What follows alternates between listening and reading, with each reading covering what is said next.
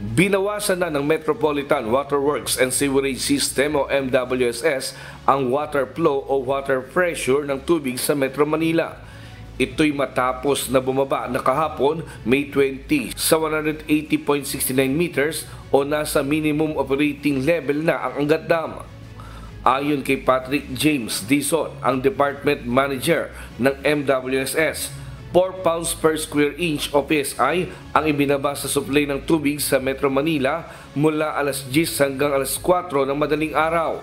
Ayon sa MWSS, kailangan nila itong gawin para makakonsumo at makatipid, lalo na ngayon na lumitaw na halos ang lupa sa paligid ng Angat Dam. In-approve po ng MWSS from 7 PSI, ito yung pressure po ng tubig, to 3 PSI na lang.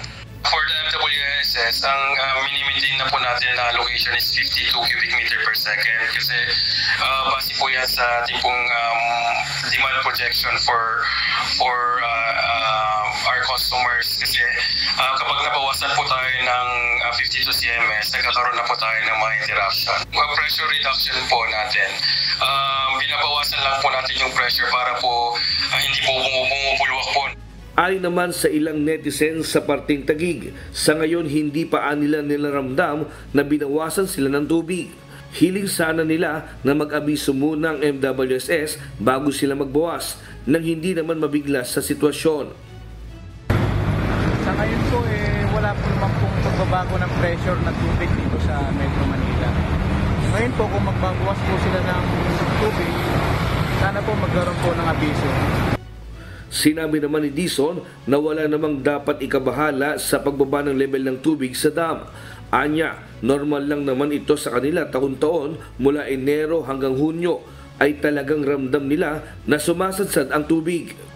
Normal situation po yan from January to June ay talagang pababa po yung ating pong reservoir. Pero pagdating po ng by start ng June hanggang July, August, September hanggang December, aakyat na rin po yan. Ganyan po yung trend po historically po ng ating pong reservoir.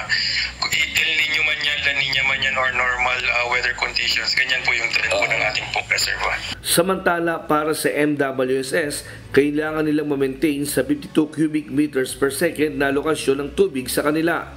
Sa ngayon, 49 cms na ang nakukuha ng MWSS sa Angat Dam, habang pagdating sa National Irrigation Authority naman ay 12 cms ang nakukuha nila sa Angat Dam.